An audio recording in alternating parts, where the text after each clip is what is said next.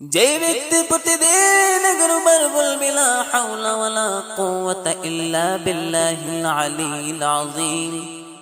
আস্তাগফিরুল্লাহাল্লাযী লা ইলাহা ইল্লা হুয়াল হাইয়ুল কাইয়্যুম ওয়া আতুবু ইলাইহি ওয়ালা হাওলা ওয়ালা কুওয়াতা ইল্লা বিল্লাহ।